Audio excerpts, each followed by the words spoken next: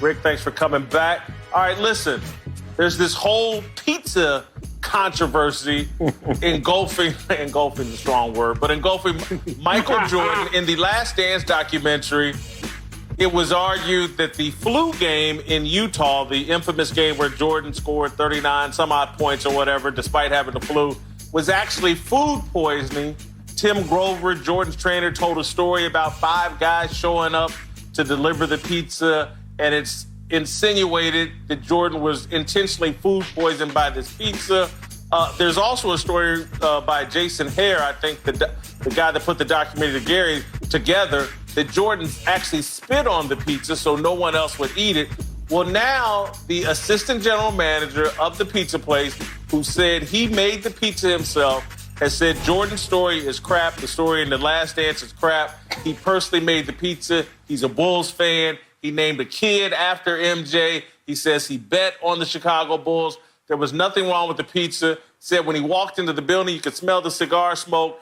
Basically insinuates Michael Jordan was up late drinking and smoking cigars, threw some pizza on top of it, and that's why he was sick. It had nothing to do with anybody intentionally food poisoning. Marcellus, whose side you on? Who do you believe here? Michael Jordan or the pizza general manager? I believe the pizza man. The pizza man wholeheartedly is telling the truth. And there are 2 factors you have to consider that makes Michael Jordan look bad in this situation. One is LaBradford Smith. You guys remember LaBradford Smith and that conversation that Michael Jordan had about him, how he made up that LaBradford Smith told him, hey, nice game, and how he gave him the business the next night after.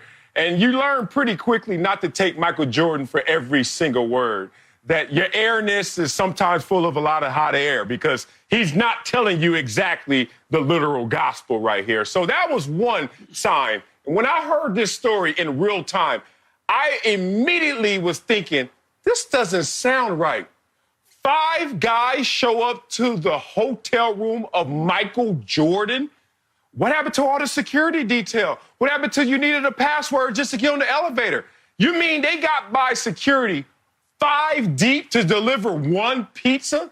Stop it. That makes no sense. Look, I was nowhere near Michael Jordan. I dare you come up to my hotel room for the San Diego Chargers, let alone Michael Jordan, your airness. So I didn't believe it as soon as I heard the number 5. All this wasn't a flu game. This was a full game. Dude ate a large piece of Solo with a bunch of drink in him and them cigars hit. That's a bad cocktail, man. Jordan lying, bruh. I believe he had food poisoning, and I believe that he got it from the pizza. Look, I spent some time in Salt Lake City during that time. It was difficult. You're suggesting that if he had food poisoning, or if he did get food poisoning, the pizza manager is suggesting if he had food poisoning, he got it from someplace else. Look, he was lucky enough to find that particular pizza in Salt Lake City at that time of night.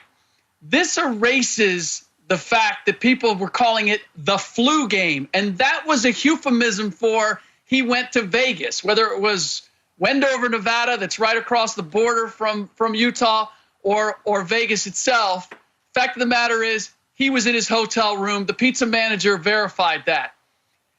Look, you're looking outside of your door, and you see, okay, 2 guys in uniform. There could have been multiple people. It could have been hotel security out there along with the pizza guys. Tim Grover gets the number wrong in terms of the guys that are delivering it. Reality is there were 2 guys delivering that pizza, and that's 1 more than I've ever had show up when they're delivering me pizza. So there was something unique going on here. I don't know that they purposely poisoned him. I don't believe that. But this guy's 2-3 weeks into the job, and he's saying, I did everything perfect. Dude, you haven't been making pizza that long. You could have screwed up, or there could have been something in that pizza. I look at the way that Jordan looked in that game, and I'm buying – That's not drink. I mean, how much you have to drink to sweat like that and to be that hungover? The next day at 7:30 tip, I am not buying it. Looked like food poisoning to me. I'm rolling with it. Rick, I completely disagree with you because, one, the insinuation is that these guys intentionally damaged Michael Jordan. And I just don't buy that. That's way too high risk. Kobe went through the same thing in Sacramento. What if he gets sick? What if he gets sick and dies? Seriously. When you talk about food poisoning somebody, it just ain't worth the risk. I just don't buy. And do I believe he potentially had food poisoning? Absolutely. You throw some cigars and some cognac down you and a large pizza at 3 a.m. when you're out athletically competing, yeah, that is how you get food poisoning. You throw all that different stuff into your system. And Michael Jordan, like a lot of young people, I used to be young once, you always think you're bulletproof. You think you can drink, eat, and do whatever the hell you want. And eventually you pay a price. And he paid a price. Michael Jordan clearly, and Tim, they're not telling the truth here. I don't like it. Because I also don't like just the insinuation that these two young people in Utah did something to intentionally harm Michael Jordan.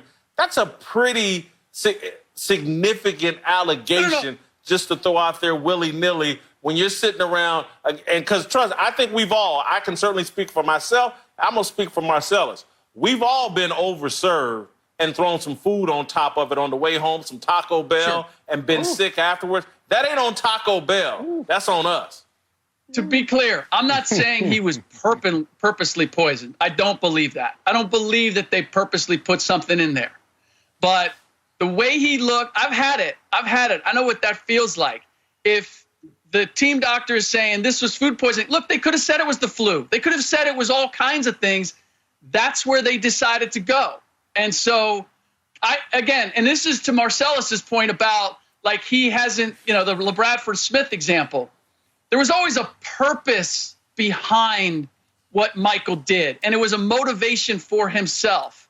This would have been abdication of, I'm going to go get the job done. This would have been an excuse. It would have been the first time ever that Michael Jordan did something like that, unless this was simply exactly what happened.